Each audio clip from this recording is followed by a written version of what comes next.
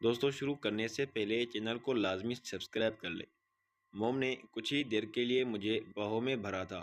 میرے ہتھیار کو اوقات میں آنے کے لیے اتنا ٹائم کافی تھا۔ پھر موم نے مجھے کھانا کھانے کو بولا اور خود دودھ کا گلاس لے کر بھائی کے روم میں چلی گئی۔ مجھے لگا کہ شاید اب وہ لوگ روم میں بھی کچھ نہ کچھ کریں گے، لیکن دودھ کا گلاس دے کر موم باہر رہ گئی اور اپنے روم میں چلی گئی۔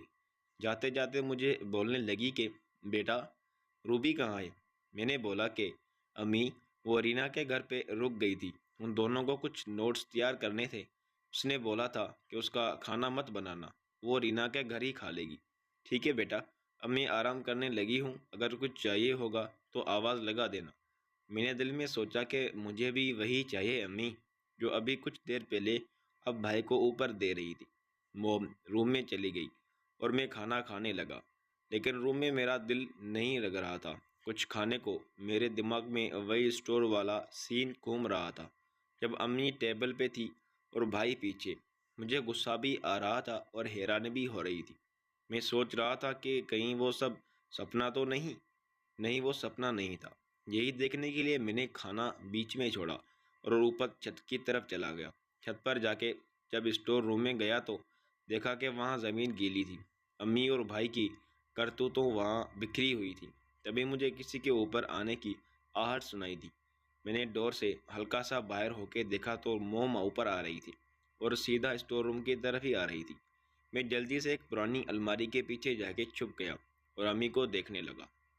موم اندر آئی اور آ کے اسی جگہ کھڑی ہوئی جہاں وہ کچھ دیر پہلے اپنے بڑے بیٹے سے کر رہی تھی۔ موم کا دھیان بھی زمین پہ بکھرے ہوئے اپنے اور بھائی کے کرتوتوں کی طرف تھا۔ امی کچھ دیر تو ایسے دیکھ رہی، شاید کچھ سوچ رہی تھی۔ پھر موم نے ایک کپڑا اٹھایا اور زمین کو صاف کرنے لگی۔ 2 منٹ صاف کرنے کے بعد موم اٹھی اور باہر چلی گئی۔ میں نے دیکھا یہی موقع ہے، ٹھیک ہے، یہاں سے بھاگنے کا۔ باہر جا کے دیکھا تو موم واٹر ٹینک کے پاس لگے ایک نل سے پانی لے کے اس کپڑے کو دھو رہی تھی۔ موم کی پیٹھ میری طرف تھی۔ میں جلدی سے نیچے بھاگ آیا اور اپنے روم میں جا کر لیٹ گیا۔ تبھی 1 منٹ بعد موم بھی نیچے آ گئی میرے روم میں۔ میں لیٹا ہوا تھا۔ موم نے پوچھا، کیا ہوا بیٹا؟ آج تو نے کھانا ٹھیک سے نہیں کھایا۔ کچھ نہیں، بس بھوک نہیں تھی موم۔ کیوں، کیا ہوا؟ پہلے تو بڑی بھوک لگی تھی، تبھی تو کھانا کھانے کے لیے مجھے ڈھونڈ رہے تھے۔ تو اب کیا ہوا؟ کچھ نہیں موم، پہلے بھوک لگی تھی، اب نہیں لگی۔ تیری طبیعت تو ٹھیک ہے؟ اسے پوچھتے ہوئے موم میرے پاس آ گئی اور میرے فور ہینڈ پہ ہاتھ لگا کے دیکھنے لگی کہ کہیں مجھے بخار تو نہیں۔ تیرا بدن تو ٹھیک ہے بیٹا، پھر اچانک بھوک کیسے مٹ گئی؟ پتہ نہیں امی۔ چل ٹھیک ہے، تو آرام کر لے، میں بھی آج ذرا تھک گئی ہوں، جا کے آرام کرتی ہوں۔ موم اٹھ کر میرے روم سے باہر چلی گئی۔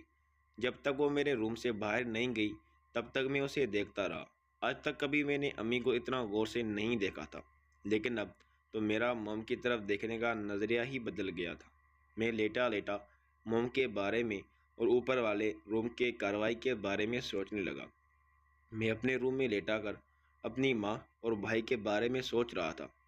تبھی میں نے ٹائم دیکھا تو سوچا کہ ابھی تو بہت ٹائم ہے ڈیڈ کے آنے میں۔ روبی بھی ابھی نہیں آئی ہوگی۔ نیچے موم اور بھائی اکیلے ہیں، کہیں موقع دیکھ کر وہ پھر سے تو نہیں۔ یہی سوچ کر میں اپنے روم سے نکلا اور بڑے ہلکے قدموں سے سیڑھیاں اتر کر نیچے موم کے روم کی طرف چلا گیا۔ موم کے روم کا ڈور کھلا ہوا تھا اور موم اندر نہیں تھی۔ مجھے لگا نہیں، موم بھائی کے روم میں تو نہیں ہے۔ میں سیدھا بھائی کے روم کی طرف بڑھنے لگا۔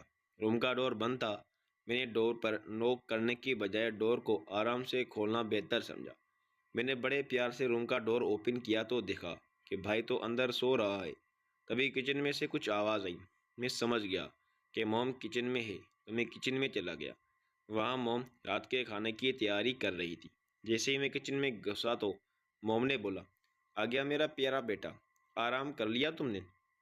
ہاں امی، ابھی بھوک تو نہیں لگی؟ نہیں موم، تھوڑی دیر میں تیرے بابا آنے والے ہیں، ان کے لیے کافی بنا رہی ہو، تم نے پی ہے کافی؟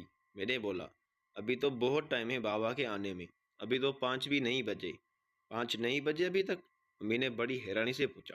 ہاں موم، ابھی تو جسٹ 4:40 ہوئے ہیں۔ مجھے تو لگا بیٹا کہ 5:40 ہو گئے ہیں، اس لیے میں کچن میں آ گئی، تیرے بابا کے لیے کافی بنانے کی تیاری کرنے لگی۔ پتہ نہیں میرے دماغ کو کیا ہوا ہے، ٹائم بھی ٹھیک سے نہیں دیکھا گیا۔ میں نے سوچا کہ تیرا نشہ کچھ زیادہ ہی ہو گیا ہوگا۔ ہو سکتا ہے امی آپ کے روم کا والا کلوک رک گیا ہو یا خراب ہو گیا ہو۔ ہاں بیٹا، ایسا ہی ہوا ہوگا۔ موم باتیں کرتے کچن کا کام کر رہی تھی اور میں اسے دیکھ رہا تھا۔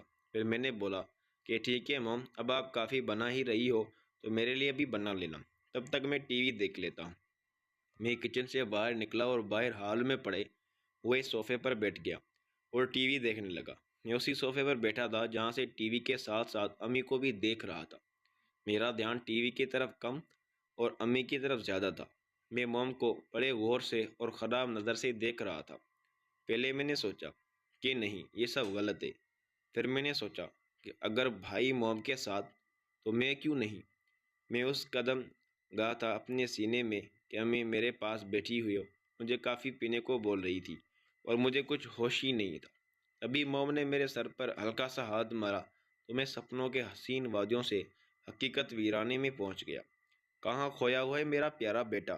کچھ نہیں موم، وہ بس میں دیکھ رہی ہوں جب سے تم کالج سے آئے ہو عجیب حرکتیں کر رہے ہو تم۔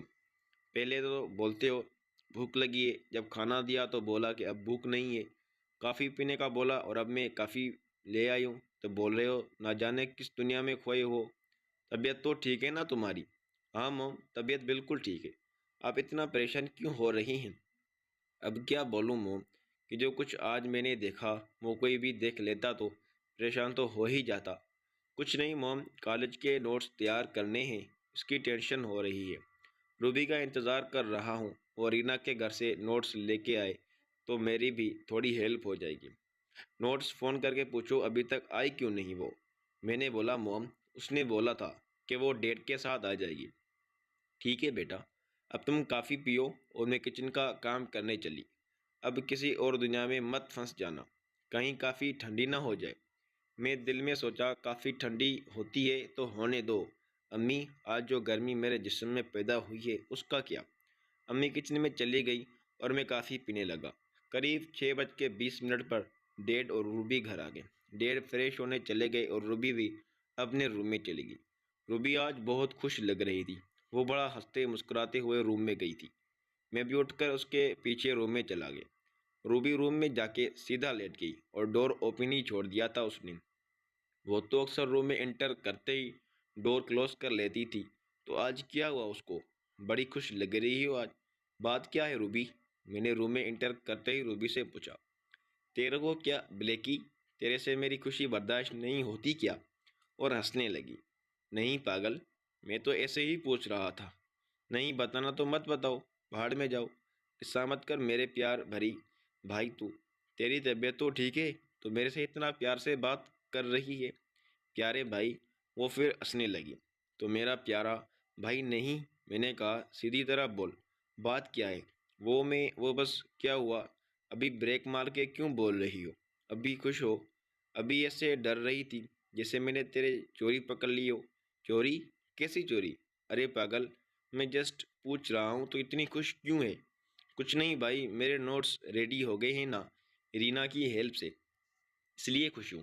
یہ نوٹس بہت ضروری تھے میرے لیے۔ میں نے کہا ٹھیک ہے، اب تو میری ہیلپ بھی کر دے نوٹس تیار کرنے میں۔ چل چل پھوٹ لے یہاں سے، میں کوئی ہیلپ نہیں کرنے والی تیری۔ سارا دن ویڈیو گیمز کھیلتا رہتا ہے، اسٹڈی پہ دھیان نہیں دیتا، اب میری ہیلپ مانگ رہا ہے۔ جتنا ٹائم دماغ کمپیوٹر پر لگاتا ہے اتنا کبھی کلاس میں۔ دوستوں مزید دیکھیں قسط نمبر 4 میں۔ اگر آپ کو یہ ویڈیو اچھی لگی تو ویڈیو کو لائک اور ہمارے چینل کو سبسکرائب لازمی کر دیں، ساتھ ہی لگی بیل آئیکن کو بھی پریس کر دیں تاکہ مزید ویڈیوز کی نوٹیفیکیشن آپ کو بر وقت اور آسانی کے ساتھ ملتی رہیں۔ Thank you for watching. اللہ حافظ۔